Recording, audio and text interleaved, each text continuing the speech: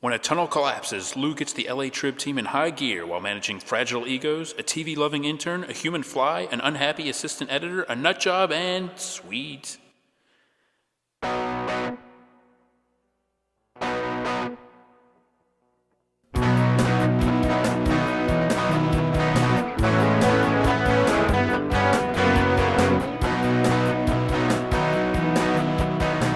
Battle of the Network shows.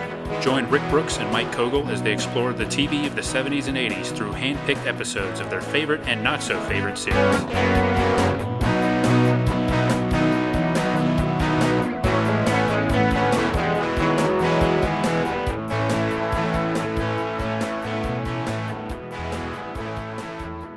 Welcome to another Battle of the Network shows. I'm Mike, and I'm here with Rick. And if you listened to our episode last week about Mary Tyler Moore, then you already know we're here to talk about one of the spin-off shows from Mary Tyler Moore, and probably the most unique one, and that's Lou Grant. Yeah, sorry, Phyllis fans. Maybe in a future season, but for now we're going to look at Lou Grant. When is Hulu going to have all of Phyllis on there? I don't know. I imagine, knowing our luck, it'll be before they put the rest of Mary Tyler Moore, before they put the rest of St. Elsewhere. Right. And before they put the rest of Lou Grant. Yes. Because Lou Grant is only 3/5 of the way there on Hulu, and I think it's missing some episodes maybe in the 3 seasons. Mm-hmm. I'm not sure offhand, but some of it is on Hulu. Right. Not all of it. Thankfully, some of it is. Yeah. I say unique because Lou Grant was a drama instead of a sitcom. Yes. Took the Lou Grant character and moved him to this new situation, and changed formats. Yeah. I did read. I didn't verify the information there, but that James L. Brooks and Alan Burns had a deal to do a drama for Ed Asner, and just thought it would be easier to make it about Lou Grant. Yeah. I'm not sure about that. I think Ed Asner tells it a little bit differently. Yeah. He makes it sound like maybe he had a deal with the network, but he didn't quite say it like that. But maybe there's some truth to that. I don't know. I mean, I don't mind the results. I just question the idea that these two talented, creative people just take that shortcut. Come up with a new guy. Yeah. We could come up with our own unique spin on the. Right. We could take advantage of this seasoned actor who's been in many things even before Mary Tyler Moore and create something new for him, or we could just move him to Los Angeles and do a different show with the same character. Right. Yeah, let's do that. We got other stuff going on. Yeah. I guess at the end of Mary Tyler Moore, Lou got fired from WJM TV. Yes, just about everybody, almost everybody got fired. Wow. Except Ted, I believe. Except Ted. Yeah. Of course. And Lou moves to L.A. I had never watched the show. I did watch the pilot episode and then the one we're going to talk about. And okay. He at least comes to L.A. to visit, to interview for a job. Mm-hmm. Or his old buddy Charlie Hume is the managing editor of this paper. Mm-hmm. And I think he thinks he's interviewing for like a reporter job. And he assumes it's going to be for a newsroom, Yeah, and it turns out to be the city editor. Right. Which is a position they've had trouble keeping at the paper. And Charlie, played by the great Mason Adams, supports him with the publisher, who's played by another great actress, Nancy Marchand, who people might know from The Sopranos. Mm-hmm. Tony Soprano's mom, and countless other things, I'm sure. Mm-hmm. And she's slightly less intimidating on this series, but still has a little bit of that air about her. Yeah. She's the widow, I guess, of the newspaper's original publisher. Right. I assume based on the real-life Washington Post, loosely based on Katharine Graham and her story. And apparently the L.A. Times had a similar situation. Yeah, it's an interesting setup, and it's, again, dramatic, and I guess we'll get more into the tone later, but, he's getting back on his feet. Yeah, it's a pretty radical thing to do. Kind of an audacious move, really. Yeah. Mary Tyler Moore was a popular show, but to take a sitcom and take a character, not even the main character, and build a show around him, but make it an hour-long drama. Yeah. With some comedic elements. That's pretty amazing, and it lasted 5 years. Yeah, and there's like a controversy about that. It was a highly rated show. Well, it's interesting. Should we get into that? Because do you want to? Well, there's controversy over why Lou Grant was canceled, and I did some research on this. Okay, I couldn't find anything on how well rated it was, but I mean, apparently it was like a top 10 show. Well, or a top of its night, or something. Here's the thing: is like I read an article on a pretty prominent television website that was talking about like a more recent project Lou Grant did. Uh-huh. And Lou Grant did, or I'm sorry, Ed Asner did. Yeah, Lou Grant. He's back again. This is a credible website I'm going to talk about by its reporting on Lou Grant's whereabouts.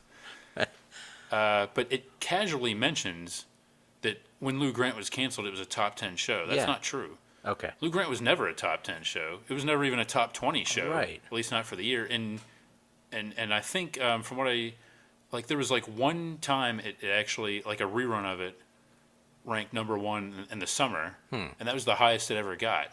Most of the time, it was on Monday nights, and it was against Monday Night Football. Yeah. And now MASH was against Monday night, as on Monday nights too, for some of these same years, and it was a top 10 show. Yeah. Lou Grant was not a top 10 show, and if you look at the ratings, and it tailed off considerably in the 5th season. Okay. Like it lost about, I think, 20% of its audience from season 4 to season 5, and that was one of the justifications CBS gave when it canceled the show. Right. So, was it ever a top 10 CBS show? It's possible. It certainly wasn't a top 10 national show. I guess it could have been, if you consider they had maybe 25 shows on yeah, I guess that's possible. But in the late 70s, I mean, it was probably, we're talking late 70s, early 80s. We're talking 60 Minutes, MASH, All in the Family. These shows would all be hits for CBS. Yeah. I think Lou Grant would be considered a solid performer, but certainly not a hit. Right. If it lasted 5 years, it lasted 5 years. That's pretty. Yeah. That's no small feat. Yeah. As a kind of an adult drama in that 10 o'clock slot, but it was not like a ratings juggernaut or anything like that. And so the theory for years has been that, well, because Ed Asner was getting more vocal into politics, specifically criticizing U.S. policy in Central America, El Salvador, Nicaragua, the theory was that that's why the show got canceled. I think Ed Asner believes that. Yeah, he does. Yeah. But there's really no proof for that I can find. Right. I think it's debatable. It's possible that, well, if there wasn't this controversy over it, we might give it another season. And in fact, the show doesn't really have a true series finale, which maybe is an indication that it was kind of a surprise. Mm-hmm. And the show was critically acclaimed. Right. For sure. One thing that I noticed from looking at, and maybe this has more to do with it or something else to do with it that isn't quite as mentioned, was Ed Asner was very involved in Screen Actors Guild politics. Yeah. And there was a big actors strike that I think he was instrumental in creating this actors strike. Uh-huh. So if anything, I would think the industry might hold that against him more than some of his political beliefs. And some of the tone you get is that, well, Ed Asner was blackballed, but he came back, like maybe there was a 2-year gap maybe when he was doing other stuff. Maybe there was something going on for a year, but he came back with a series that failed 2 years later. So if he was blackballed, it wasn't a very long blackball, I'll say that. Right, yeah. So my personal belief is that maybe there's some smoke to that fire, but it's a contributing factor, and the main reason is just CBS was disappointed with the show. And they canceled WKRP the same time they canceled Lou Grant. Right. And I don't think anybody was complaining about Gordon Jump's politics. Well, maybe they were. But he had been on Lou Grant, so maybe that is true. It's the connection. They're blackballing everyone. Yeah. Anybody associated with Lou Grant at Mason any time. Mason Adams. Yeah. Forget it. Yeah. Nancy Marchand. Everybody. Yeah. You mentioned Mason Adams. This is something else that came up when I was doing some research. Somebody referred to, it was a contemporaneous article, I believe, that referred to him as like something about a blandly assuring voice or a bland voice. Would you describe Mason Adams' voice as bland? No, it's unique. It's distinctive, right? Yeah. I mean, I think it is, distinctively either Midwestern or Mid-Atlantic or Yeah. something, but maybe it's too white, but it cracks and he did ads for something. Yeah. Right? Did he do Smucker's? Was it Bounty Paper Towels? No, that was a No. different episode. Sorry. It was Smucker's. But it was before the Dia Caleb guy. Yeah. Yeah, he's for years he was Smucker's. Yeah. Yeah, he talked like Walter Brennan. I think he was or Jimmy Stewart. I think he might have been known for that as Lou Grant was on the air. Yeah. So yeah, it's like he should be like in Our Town or right. Yeah. Or Prairie Home Companion or something. He comes straight out of one of those. Yeah. Kind of that timeless Midwestern everyman kind of appeal to his voice, but certainly not bland. No. I found that unusual. I like him, so. Yeah, I disagree with that. Anyway, we were talking about the controversy. Maybe the show is interesting because it straddles the 70s and 80s. Mm-hmm. Like that when it started, it's not that long after Watergate and sort of and All the President's Men and journalism being sort of looked at in a certain way. Right. And politics being looked at in a certain way. Mm-hmm. And then, a few years into the 80s, the attitudes had sort of shifted again. That's an excellent point, yes. And so maybe the public just wasn't feeling that anymore. Yeah, and in addition to Ed Asner's off-camera political activism, the show itself seems to divide people. When I was looking, again, just kind of looking at some reactions and reading things, and you see a lot of reviews, and people seem to assume that the show, many people love the show, and others seem to treat it as a liberal show and call it preachy. Mm-hmm. I think, if anything, maybe as the show went on, it became a little bit less about the humor and maybe a little more self-important and more issue of the week kind of deal. Yeah. But I don't really see it as a blatantly left-wing agenda-pushing show as a whole. I've seen a lot of the episodes, and I didn't watch it when it was on, but I've watched a lot of it nowadays, and it just seems like any kind of show that deals with any social issues is almost reflexively labeled as liberal and left-wing by a certain element of the audience. Yeah, which I think there's a lot going on. I don't think that necessarily does favors to the people doing the criticism. No, I mean anything that promotes the idea of treating human beings better. Right. Is liberal and therefore bad. That doesn't make you look good necessarily. Well, even beyond that, it would be one thing, and I don't really see a lot of that. There's some of it, and I think definitely the show as overall would have a leftist point of view. I don't think that's Ed Asner's point. I think that's the producers and the writers, right? For one thing, and also I don't think that if they do an episode, an issue, it seems to me like they're usually taking aims to present both sides, and they're trying to be more objective about it. Ostensibly, they're talking about journalism and journalism ethics a lot too, but they do get into kind of the issue of the week kind of thing, and they have all kinds of episodes about social topics. But I never found it as something that, at least at the show's best, they weren't giving didactic moral lessons each week, and that seems to be kind of the reputation it has. Right. And like in that first episode, they're very clear about honestly what both sides, but especially the mainstream media gets accused of the biases. Like they're very open about we decide what is the news. Yeah. Like that's in fact like the overall sort of conflict, and I think it seems like Lou Grant is more, the character is more on the side of if it's important we should tell it. Yeah.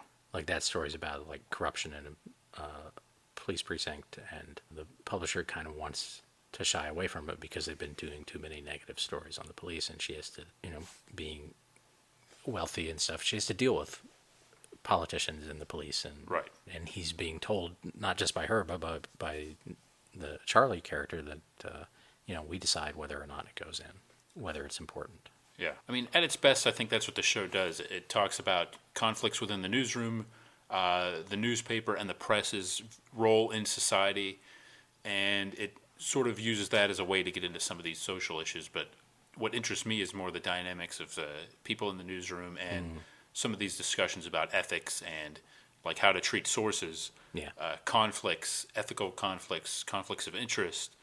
How do you cover a story?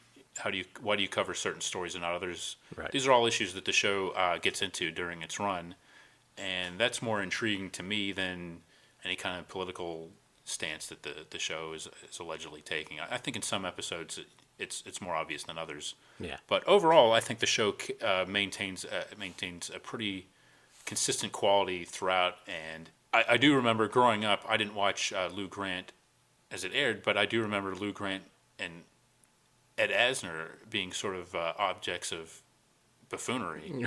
And one thing I remember is, and maybe this is just one issue, but I remember Mad Magazine in particular sort of parroting it and treating it as like Ed Asner being a punchline for just activism and the show being preachy. You know, I don't know. I think you have to revisit it, but something like Quincy was also considered preachy. Right. And that was an issue of the week thing. And you know what? I enjoy Quincy too. Right. I think this show doesn't really blatantly do that. I think it at least makes an effort to present different sides to a situation, although sometimes like it'll treat individuals in power in a certain way.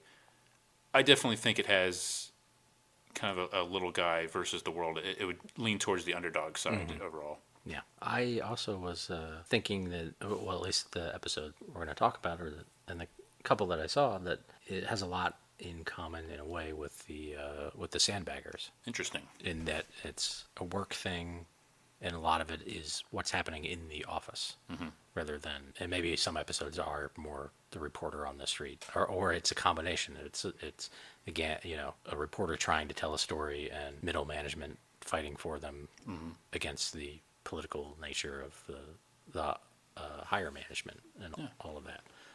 With, you know, not life and death stakes necessarily, but that's a very interesting comparison. And I would say, to me, I think again at its best, that is what the show is about.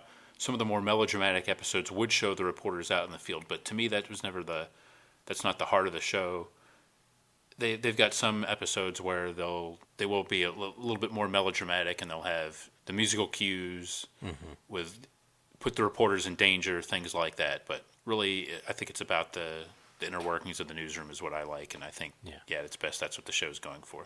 And a lot of it is about Lou, how he's juggling all these people. Right, the people in institutions. And there's a certain weight of being one guy trying to buck City Hall, right, and almost literally in some cases, and like you said, like the upper levels of management, and even the people beneath him that are arguing with him, and him trying to be a leader in the midst of all this. Yeah, and sometimes not, like in this episode, being good at parts of it and maybe not as good at other parts of it. Yeah, just because of his personality. Yeah, so I mean, and it's another thing that's interesting in the Mary Tyler Moore show. It was a more comic role, and they kind of played up his drinking. Yeah. Not so much in this series, although I do remember I remember pretty well an episode that they did about drunk driving. And I'm going to spoil this for people. They're against drunk driving in the episode. I mean, if that makes them a liberal crusader, well, maybe so be it. They have the Ed Asner's character, Lou. Yeah. The character, he's making light of it, and it takes them a while for him to realize how serious it is. He doesn't think it's a big deal. He thinks he can handle it and gives all the classic arguments that used to be commonplace as far as like, oh, I can get behind the wheel of a car.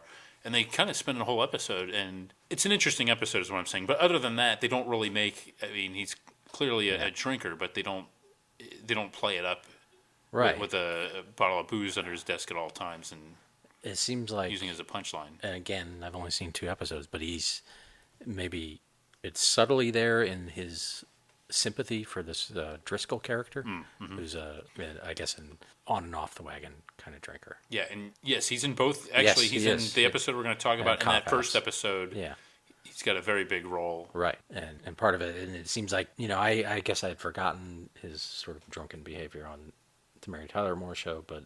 So in a way, you could also just read it as like he's been around the block and he has respect for an older reporter, but also that there's a drunk reporter in every newspaper, and knowing how to sort of like deal with that a little bit. Yeah, and it's interesting because in an interview that I saw, Ed Asner talked about how he wasn't quite sure how to play the character. At the beginning, he was more going for laughs. Because he was used to the Mary Tyler Moore show, and eventually they kind of said, "Hey, why are you making all these grimaces?" And they sort of got him to tone it down and said, "Don't worry about playing it for comedy. Just let us take care of that." Which is interesting. I imagine it was a unique kind of acting challenge for him. But we're kind of talking about issues and politics, but to me the show does have a lot of humor, mostly kind of like banter among the reporters and Lou, and I find it a pretty funny show. Yeah, no, I laughed a lot, and which I like about almost any later dramas we've talked about on or off the air. And, these 90s or 2000s dramas, that the best one, The Wire and Homicide and The Sopranos, all have a lot of humor to them. Mm-hmm. They're not just being dramatic all the time. Yeah. And this had that kind of, I think that kind of humor, a little bit cynical, a little bit, but a light touch on the pedal.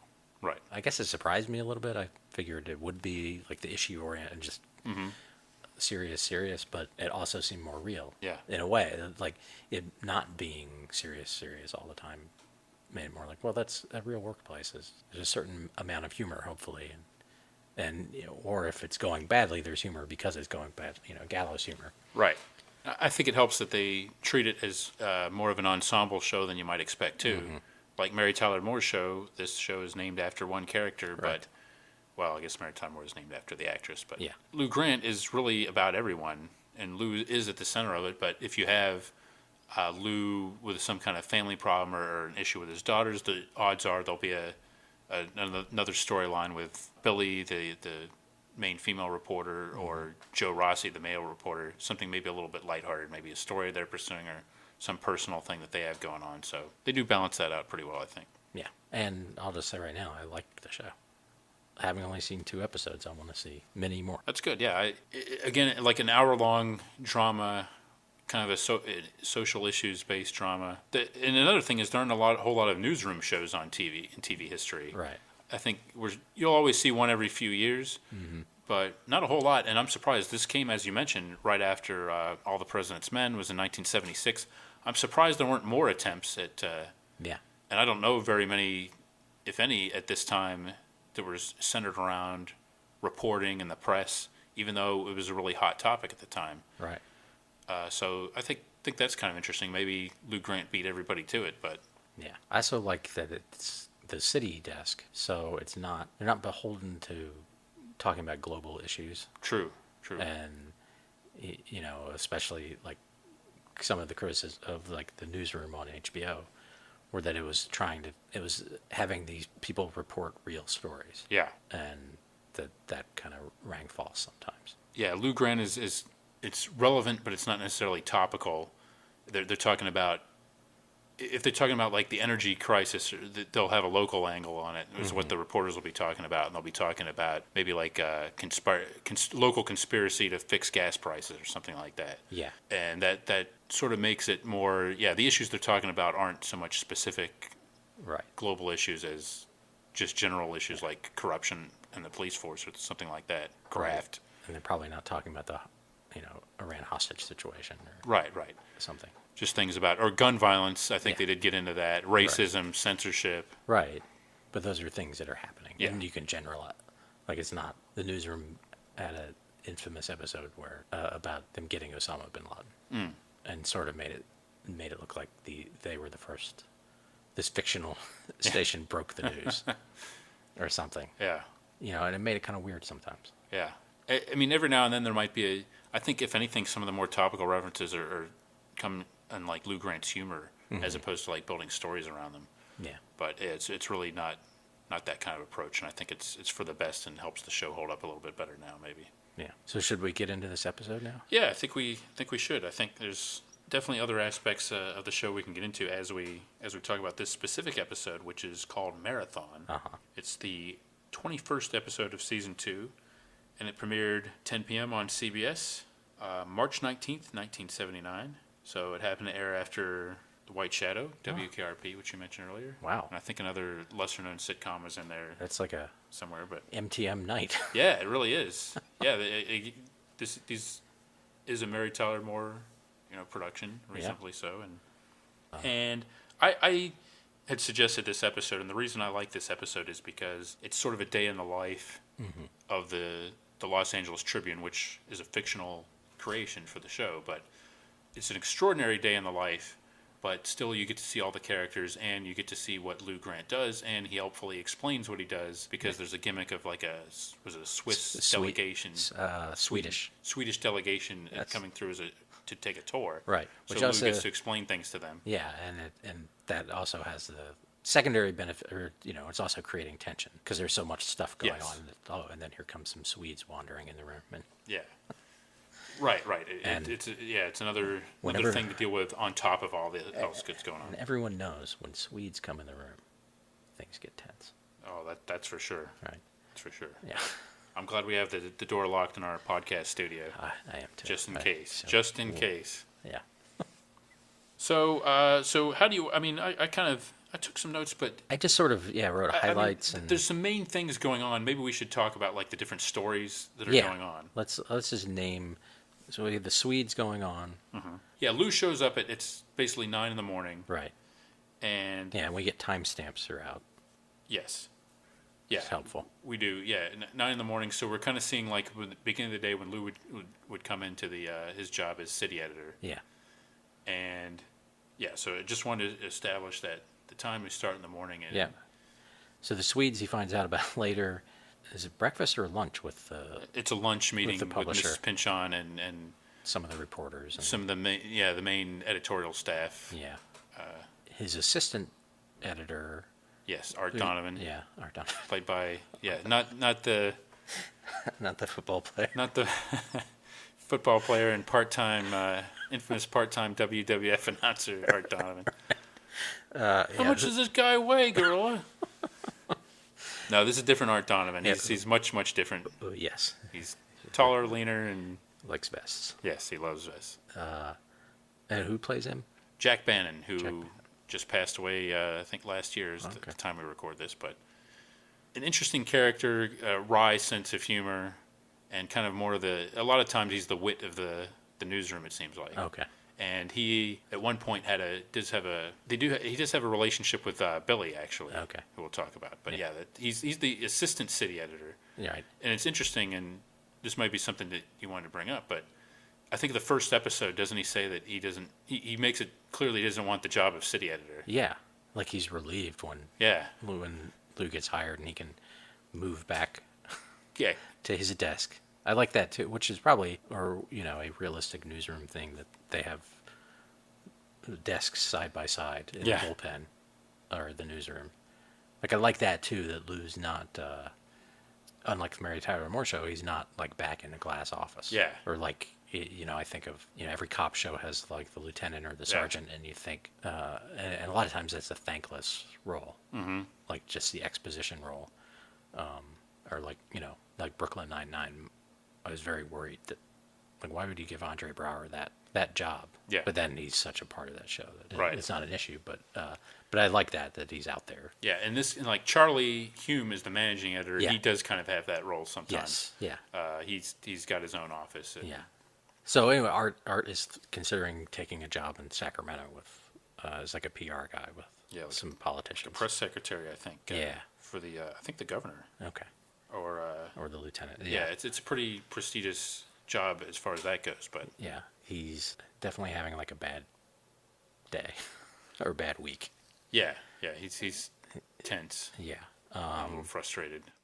And Billy and Rossi, the main reporters, are kind of like at each other. Their egos are getting in the way of each other. Yeah. And they're both abrasive in different ways, I think. Yeah, they have a pretty often contentious relationship, but they're very competitive. Yeah. Is the big thing, I think, with each other for Right. story placement. Bylines. Yeah, exactly. And the Driscoll guy is filling in for someone else, and then there are two big news stories. One is there's a human fly scaling a building. Yeah, that was talk about 1970s. Yes. There's something from the 1970s. And the big tension over the course of that is he going to finish this before deadline? Yeah, pretty much, yeah. And then the big story is that there's a cave-in in a tunnel. Yeah, it Chatsworth? collapses and they're trying to rescue Workers. First, they don't know if anybody's alive, and that unfolds over the course of the day. Right, and they're workers and some college students. Yeah, I guess some archaeology students. Yeah, so it's a lot going on. And on top of that, there's also a new intern Oh, named Andrew, who's Lou meets when he comes in and played by Michael Warren. And they want to find something for him to do, so... Yeah, Michael Warren, proud member of the MTM family, correct? Yeah, Hill Street Blues. And I don't know if MTM produced it, but he was on the Paris, right? Oh, with, yes, with James Earl Stephen Jones. Bochco. Yeah, he's part of that family, too. There you go. Yeah, and he's like, part of his deal is that he's there, but he's interested in journalism, but he's more interested in TV. Yeah. He thinks that's where the action is. Yeah, he sees this as a stepping stone to get into television. Yeah, and Lou is skeptical of that. Yeah. Naturally, having been in TV. Yeah, which is interesting. Yeah. His career arc is something that they kind of gloss over. He goes from newspapers to television back to a pretty big job at a major metropolitan newspaper. It seems like a little unusual, but yeah, I guess we can go with it. Sure. And that's something that, you and I were talking about recently, actually, how rarely he doesn't mention, I don't think he mentions anybody else in the cast of Mary Tyler Moore, which is probably a good thing, but he rarely references his TV background in Minneapolis. Right. If anything, when he's telling like old war stories, he's talking about his time in Detroit and other cities where he was a newspaper man. Yeah. It seems like at heart he's definitely a newspaper guy. Right. Maybe he's embarrassed. It could be. Or he doesn't even want to admit to his, these younger people that he ever. Yeah. That is a sign of failure. If WJM or whatever was such a low-rated station, it's not a big thing in his resume that he spent, at least 7 years there. Yeah. Running a poor maybe 10 news broadcast. Yeah, I guess he was there before Mary got there. Yeah, and in the pilot of Lou Grant, I think he says he's been out of the newspaper game for 10 years. Okay. So lucky for him that he had a friend like Charlie Hume that was willing to essentially hire him sight unseen. Yeah. After 10 years out of the newspapers. Right. Of the Mary Tyler Moore characters, which one do you think would have been the easiest fit if they felt like having a guest shot? I would have to say Gordy the Weatherman, because that guy is so smooth, as we have learned, that he could fit in any environment. Okay. However, if we're talking about the main core characters, as like a This Week on Lou Grant, a special friend of Lou's stops by. Yeah. Do you have an answer right off the bat? Let me think about that for a minute. Ted would totally not fit in. Yeah, Ted. I think either Mary or Murray would. Yeah. Because really, like the comedy of this is almost like just like the dial got turned down. It's not. Yeah. So I think either of those actors could, and those characters are fairly grounded characters. I mean. Yeah. So if Mary showed up, like she couldn't do the classic Mary Tyler Moore crying, oh, Mr. Grant kind of thing. But, her general demeanor probably would fit fine. Yeah. And I agree with Murray that. probably would be right at home with all these jaded newspaper people. Yeah. I think I'd probably go with Murray. I think I could see him visiting. That's who I'd like to see. I think that would be. And then having a rapport still, and Lou sort of enjoying taking Murray around the newsroom and showing him. I think I could see that. I could also see Mary or Murray being a new popular game for Battle of the Network shows if we could work that in somehow. Mary or Murray. But that's a situation for another day. But I think could he you makes some good see, points. and then we'll get back to this episode, Lou Grant, not Ed Asner, but Lou Grant, taking a voyage on the Love Boat. Interesting. Yes, I could. Okay. I actually could. Yeah. I would like to. Uh-huh. I haven't seen that yet, but I think so. So Lou would just be like, he's maybe jilted by somebody, and I see this. I see he wins some sweepstakes, or where he gets a prize on the Love Boat, and it's supposed to be like a singles cruise thing, but he's just so jaded by it, and he just wants to go and have a good time, and he winds up falling in love despite himself. Yeah, I can see that. Yeah, and at least at the beginning, like spending a lot of time at the bar with Isaac. Yeah, exactly. That would make the episode alone. And definitely. Isaac sort of encouraging him, being a positive person. Yeah. And also, we know Isaac's a writer, right? Isn't that part of his deal? So maybe he's like, they bond over that. Yeah. And Lou's like at some point he's like, really, it's Mary. There was this Mary girl. Yeah. She's like 15 years younger than I am, but she had something. I think we should address the elephant in the room. Uh-huh. Pro or con this scene? Yeah. You could probably know where I'm going. While he's sitting there talking to Isaac, Captain Steubing walks by, and Lou looks at Isaac. That captain seems like I've seen him somewhere before. Oh well, Captain Steubing's a very visible presence around the boat, sir. No, something else.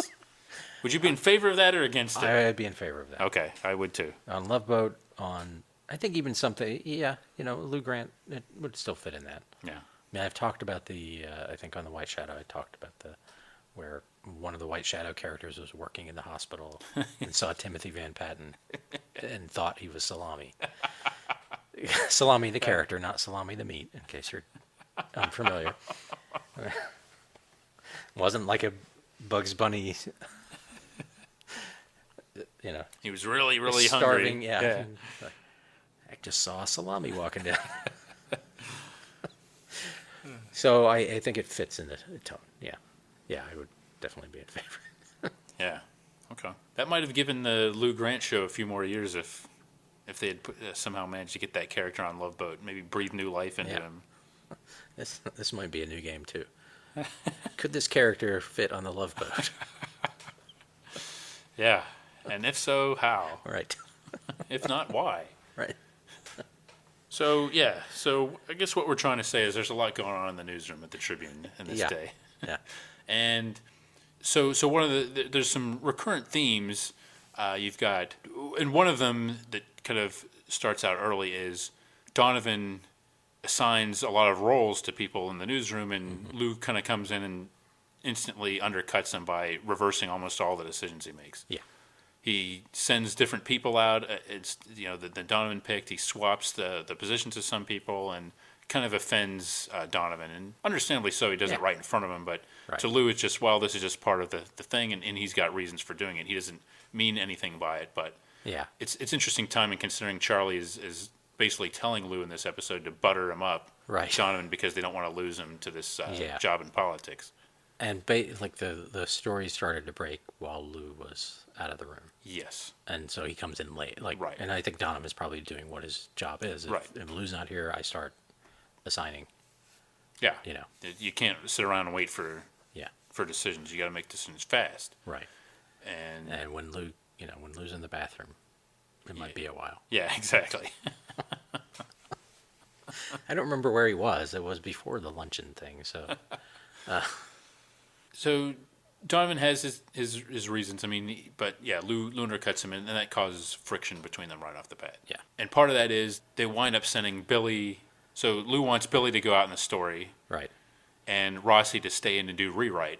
That's sort of an interesting thing where they have a reporter go out and gather information, calls it in, and then Rossi's the one that's actually going to put this together in a story. And Rossi's very headstrong and has a strong attitude about himself, and is a self-promoter. Yeah. Which they'll get into in this episode, but basically it's nothing personal. He's totally committed to the job, and he's passionate about what he does. Yeah. But he also has a high sense of self-importance, but really he's like a true blue crusading reporter. Yeah. And so ideally I think he'd probably prefer to be out on his stories, but if he's going to get this rewrite job, he's going to go to bat for what he's doing. And he takes pride in his writing. Yes. Yeah. Yeah. Yeah, and originally Donovan just wanted to send the science guys. Yeah. One of them played by Luis from Sesame Street. Yeah. That was a recurring role he had on the show. It was exciting. Yeah, it was cool seeing him there. He didn't really get to do much, but no, he didn't. But Donovan's thinking, well, there's a scientific aspect to it, and there's environment impact and chemicals involved. So send two of the science guys out to cover it. Right, and they didn't know if people were involved yet. Right. So. Yeah. So Lou sends one science guy and Billy, and two. I think he says two photographers, but the only one that matters is the animal. Yeah, that's right.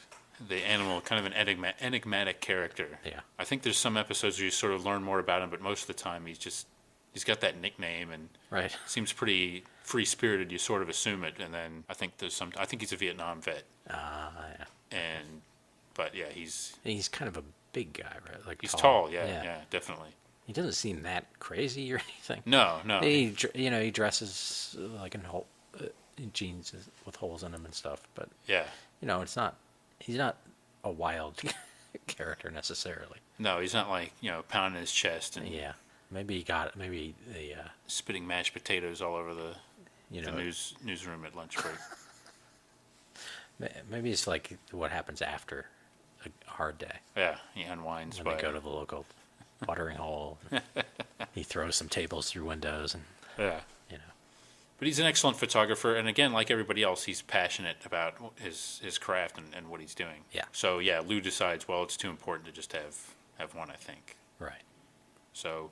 Plus, it's like 45 minutes away or something. Oh yeah, that's right. So it would make sense it would make more sense to go ahead and send someone, a non-science reporter, in case there is something going on, than That's have right. to send them, and after the fact. Yeah, and there's something else going on too. I don't think we mentioned. Do we mention Mr. Dreyfus?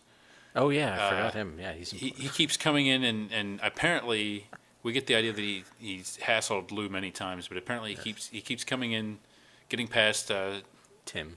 the security, Yeah. and making these crank reports, Right. as far as Lou knows, about UFOs. Yes, and in this case, like there's an imminent meeting between extraterrestrials Yeah. and in the Carters. Which to me is a pretty big story. Yeah. Lou, I hope he's researched at least some of these and realized that they don't pan out. I hope he's not dismissing this guy right out of hand. He's too good a newsman to not at least give it a shot, right? But he's such a newsman, he can sniff out crazy. That's probably in an true. instant. His instincts are good enough that Yeah. he realized this Dreyfus is Right. not all there. He doesn't have both oars in the water. If you can spend 10 years with Ted Baxter, That's a good point. Yes. you've learned a lot about human behavior. Yeah, I think that's definitely true. Yeah.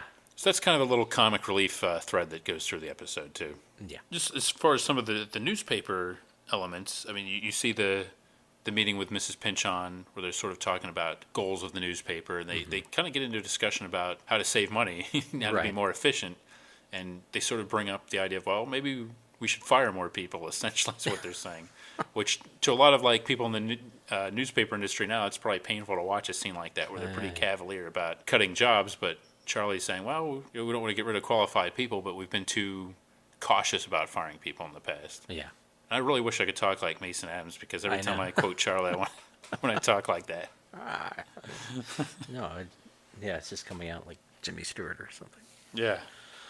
I mean, we have that, and then we also have like a budget meeting scene where they're actually physically talking about, where Charlie conducts the meeting, and they're actually talking about what's going to go in the next edition of the paper. I think the scene ends with him sort of asking his national editor, but they're focusing on these stories that they're covering, Right. and the human fly story and where to put these things, and they've got an issue with the like a local, was it the zoning commission? Yeah, closed door meeting. Yeah, And and he decides to put a headline about that, and then three lines of nothing. yeah, like 3 column inches of Yeah. blank space. Yeah, And it's that'll Charles- show him. Yeah. Nothing like being vindictive as Right. your managing editor of a paper. I guess it's making gets a the point, across. yeah. But I like these scenes. They're showing the process of putting a paper together, and that's Yeah. kind of something this episode shows too. Right, and they keep throwing around, this edition and that edition, and Yeah, that's something they never really establish, I don't think. And so they're they talk about the second home edition, and I Right. guess they've got a national edition probably, and like a metro edition that's Yeah. probably going to go on newsstands at 5 a.m. or something like that, if not sooner. right. It's got to go out and be delivered, because Yeah. keep in mind, folks, these are the days when you did not have the internet, and these newspapers are a physical thing. That's right, and you got to send it all to the presses, and Yeah. like I know you didn't enjoy the Post that much, that recent movie, but like one of my favorite scenes in that was when they showed like the Ludo type machine. yeah. I'd never seen that, and it's actually like got molten metal that's being formed into the words Yeah. and to the plates for the. I didn't realize it was that even, in this period that it was still that convoluted a process. Yeah. So they've got to get all that, get it typeset, there's a lot to handle. Yeah, so it's no wonder they keep making references to deadline, and they have this self-inflicted clock that they're racing against, Right. and trying to report these stories as best they can and get information Right. And to report these. as Lou is proud about, do a better job than the TV stations. Yeah. Which they keep showing the TV guy, and he's just a buffoon. Yeah. Lou's complaining about not bringing a coat. Confident that the Tribune will do a better job on this. Yeah. Which is interesting, but yeah, these are kind of more of the glory days of newspapers, and even though this is kind of like a tailor-made TV kind of story, mm-hmm.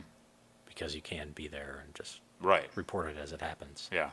Whereas the newspaper won't be able to report it till the next morning or whatever. Yeah, and you have to keep changing your story too, which is probably frustrating, as opposed to just publishing new editions and revising your story. You're physically doing rewrites, and maybe some different versions of Rossi's story went out, but he's also constantly rewriting as new information comes in throughout the day. Right. And they stay there till... Yeah, they show them at 2:30 in the morning or something? Yeah, most everybody, and I think at 9 p.m. or 11, Charlie comes back after taking Driscoll home. At 9 p.m., Driscoll's there. Yeah. Like 11 p.m., Charlie's back, and they're just kind of sitting around shooting the bull, and it's kind of like... eating sandwiches. Yeah. I mean, it shows a couple different things. Like, one of the other themes is, and it shows how, in a way, the show is unrealistic because they would have more reporters and more staff. Yeah, sure. On the other hand, they do keep making references to the fact that they're running out of people, and presumably other people are doing other things. Like, they need somebody to do the weather. Right. Because their weather writer calls in sick. Yeah. They have to get the intern to do that. So, so they keep making these. But at the end of the day, they show, like, the kind of the core group just sitting around kind of. They've got their different reasons for being there, but I think they enjoy each other's company, and they just enjoy being on the story, and they don't want to leave until the story is wrapped up. Yeah. Which is kind of a cool little thing there. Yeah. But it's interesting. Like, one thing that I always find, like, I find the roles of the Tribune interesting, and whenever they get into that, but they're not always consistent with that. And one of the episodes that stood out to me shows like Lou working on the night shift, and actually I think it's the very first episode of the fourth season, so not available on Hulu. But this episode shows them leaving an empty newsroom at 2:30. Yeah. Yet when Lou, in that other episode, they show like, what it's like working on they've got like a whole other crew that works overnight, like on the news gathering side, which makes sense. But in this episode, that doesn't exist. Yeah. So, like all shows, that are around for 5 years, it's not. But it's kind of frustrating sometimes because I'm just kind of curious as to like some of the flowchart stuff and the process of how the Tribune's actually run. It's a little confusing sometimes. Right. Yeah. Yeah. Like, what is Gordon Jump's job? Yeah. Oh, he was in that first episode. Was he in the first? Or I thought he was in this. I'm pretty sure he's in the pilot episode. Okay. I thought he was in that budget meeting. He was in the first episode, I think. Oh, okay. There was one of those. Okay. Yeah. Maybe, I don't think he was in this episode. Okay. I think he was more like one of their national editors. Okay. Yeah, there was a meeting then, too, because Lou wanted to put the cop story on the front. Yeah. And they weren't as positive about that. Right. Yeah.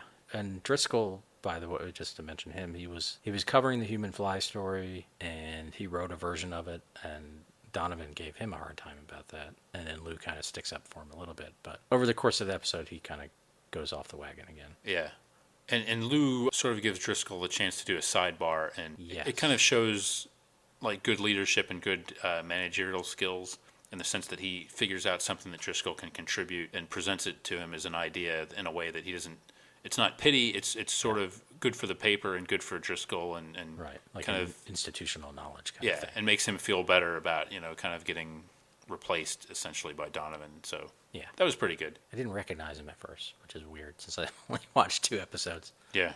Then I'm like, oh, okay, it's that guy. Okay. And they do get a break, like a guy, someone who was at a previous cave-in just a couple days before had gotten hurt, comes in and kind of gives them some information. Yeah, that's one aspect they're pursuing as a negligence angle. Yeah.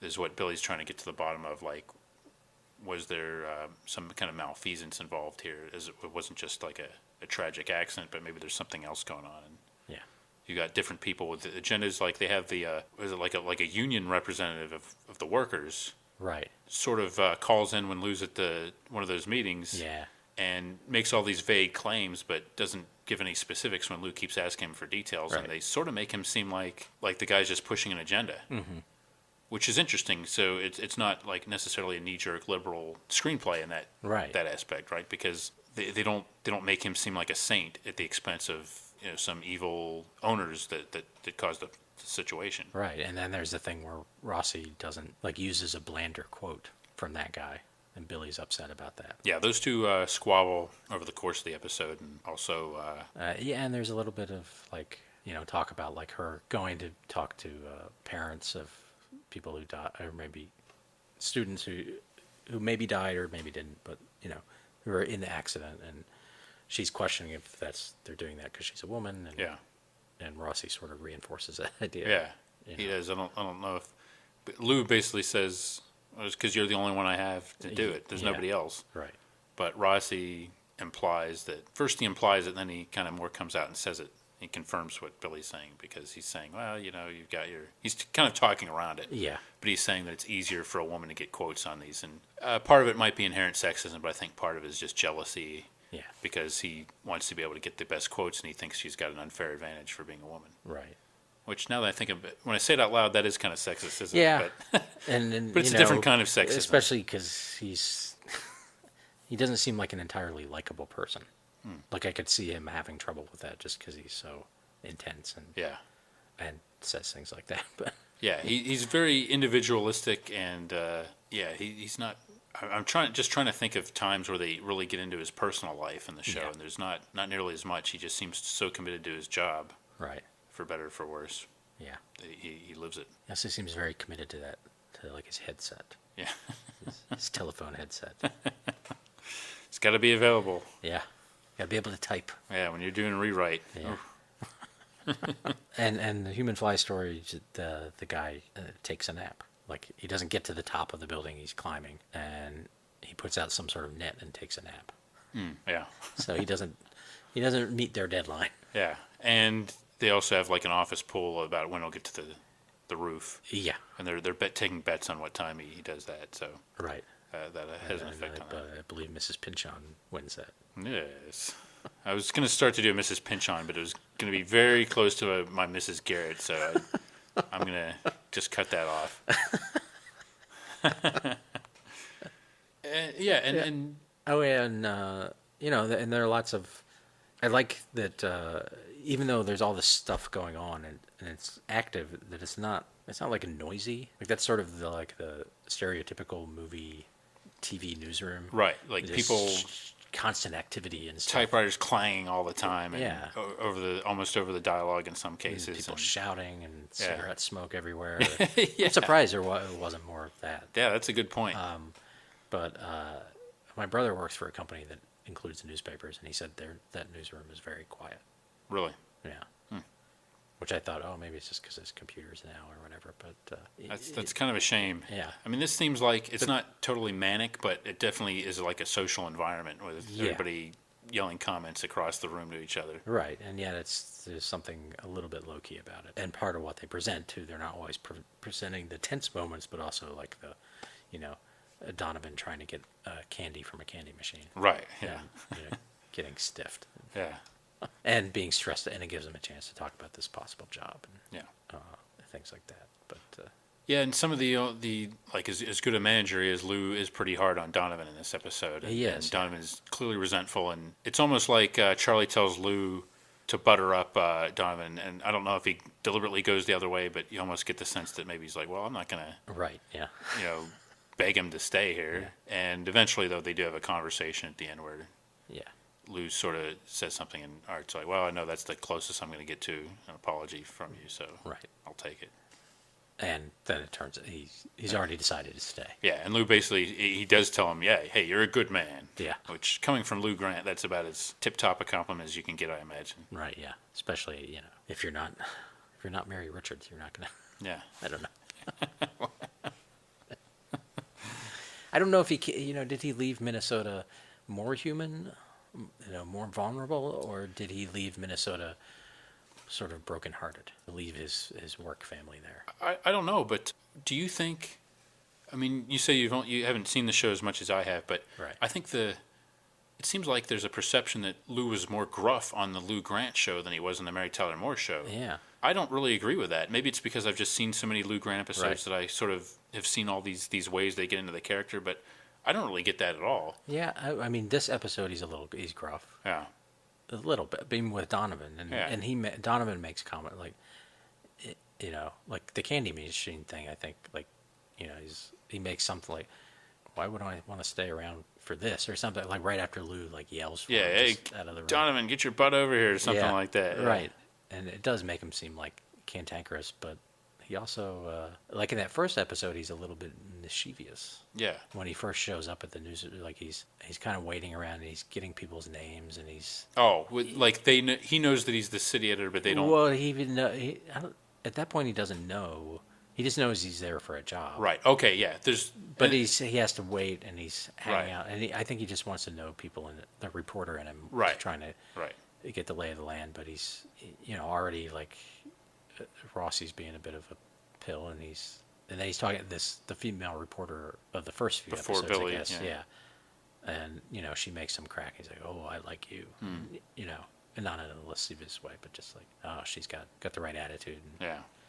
Yeah, and he's definitely, like we said with Driscoll, he's sensitive to those issues, and he's Greatest Generation or just after Greatest Generation, so he's not going to wear his heart on his sleeve necessarily, but it's there. Yeah, and one thing is he's got Mrs. Pynchon to deal with, whereas in Mary Tyler Moore's show he was sort of like people were dealing with him. Yeah. But we see him on this; he's humbled sometimes. I mean, he's not always 100% deferential to Mrs. Pynchon, but he goes back and forth with her, and that's kind of like you talked about, these forces that he's got to deal with, being sort of in the middle sometimes. So he's sympathetic in that regard too, I think. Yeah. That you see him fighting for things and losing sometimes, not always getting what he wants, and having to answer to somebody else. Right, yeah.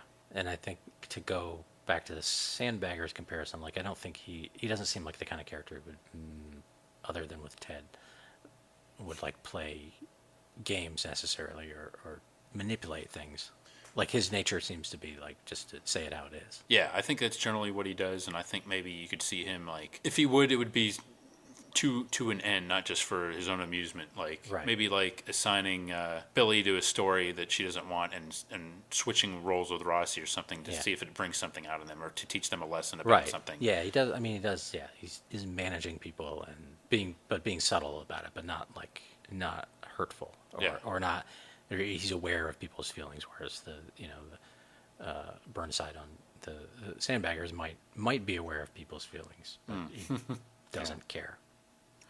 Or clearly, like, he's like, oh, okay, Driscoll's ego got wounded, so let me see what I can do that'll help him and help, like you said, help the newspaper too. Yeah. And maybe keep him off the booze. Right. Or more than he already is. Well, he seems like a good city editor to me. Yeah. And he's probably got to be a little tough. Yeah. All those people. That Luis character. Yeah. I don't remember the character's name.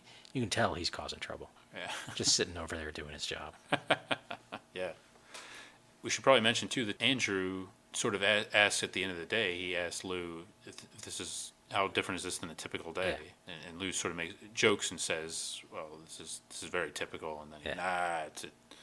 And Andrew says, hey, if I thought every day in journalism at a newspaper was this exciting, I wouldn't go into TV. Right.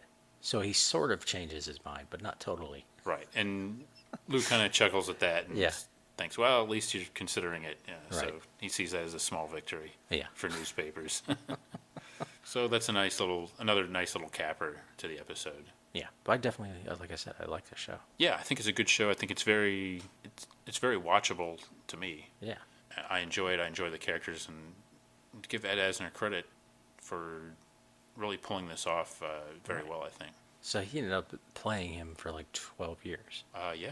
Which, isn't... I think 12 continuous years, too. Yeah. Yeah, that started like the next fall.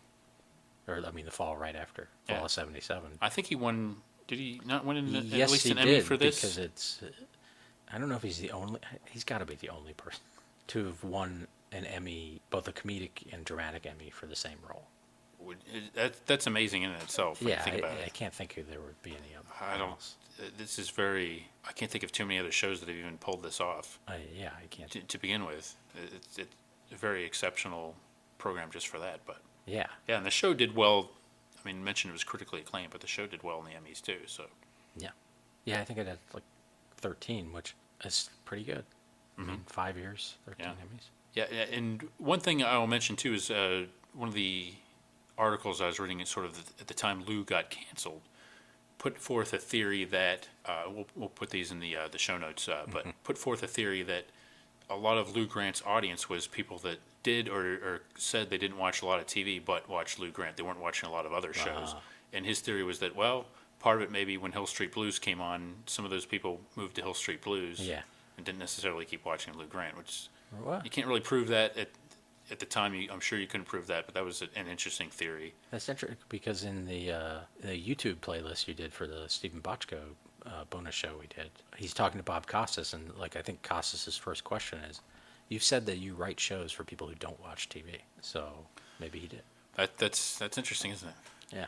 It's interesting that Stephen Bochco made a lot of money writing shows for people that don't watch TV. Right. What a gimmick that is. How can you pull that off? Yeah. Maybe we should start doing podcasts for people that don't listen to podcasts. Ooh. Might get a bigger audience.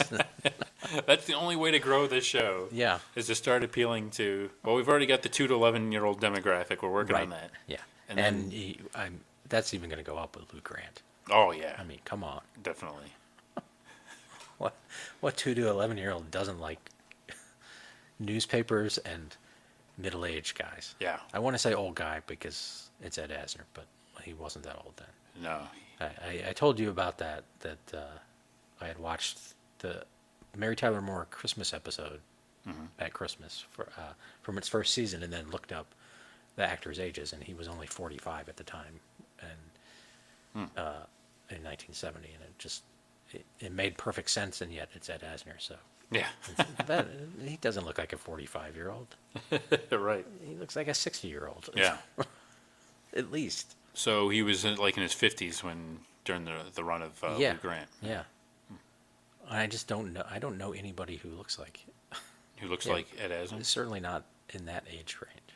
Yeah. Yeah. It's interesting. I actually wrote an article, which I'm not sure if it made print, but it was about Ed Asner's roles in the 60s when he was a frequent before Mary Tyler Moore. And he's not looking he's looking a little bit younger, a little bit more hair, but he's kind of playing a lot of times he's playing heavies. He's playing bad guys and stuff, which makes him seem a little bit older too. Right. But it's interesting watching him in those kind of early black and white roles. But yeah. Okay, I have one last thought. How do you think the LA Tribune would have covered the Gilligan's Island? I'm glad shipwreck. I'm glad you brought that because I'm sure a lot of our listeners were wondering that and hoping we'd address that. Yeah, would that be a situation where at first, it's one of these stories where they're filling in gaps and waiting for it, and it's on the front page, and then slowly it just sort of, nobody found them, so. Yeah. I mean, there was a billionaire or a millionaire. Yeah. Well, I think first Lou would be wondering what's the local angle on it. Right, yeah. Is it a national story? Is it going to be a metro story? Right. Then maybe they could get somebody from the style section to cover, Ginger Grant's disappearance and how that affects things. You get Luis to cover the the one of the world's top scientists is missing. What are the chances of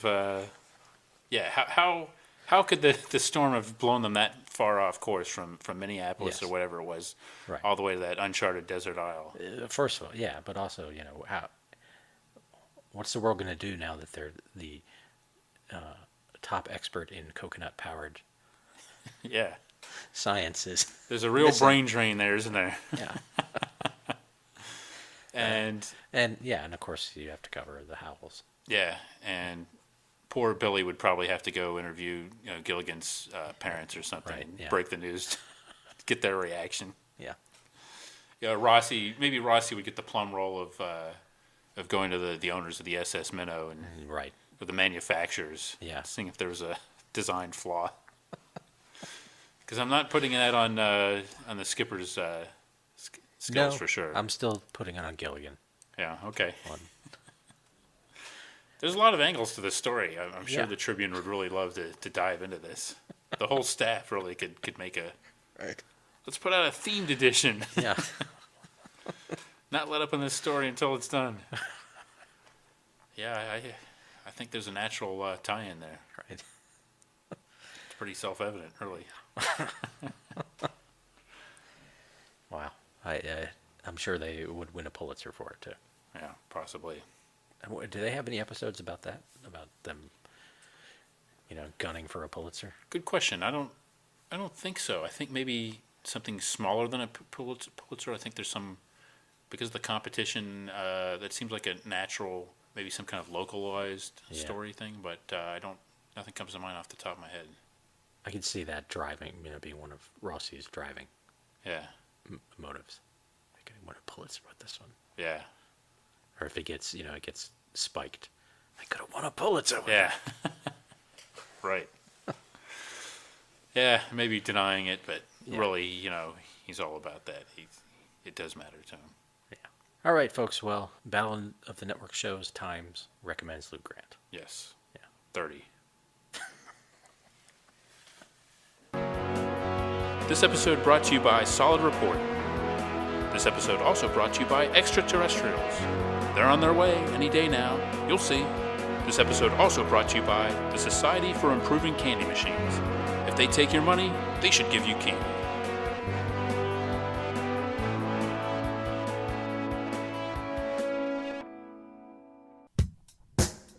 Join us next time for another exciting episode of Battle of the Network Shows. Learn more, leave feedback, and suggest future episodes at battleofthenetworkshows.com. Follow us on Twitter at BatNetShows, and like our Facebook page, facebook.com/Battle of the Network Shows.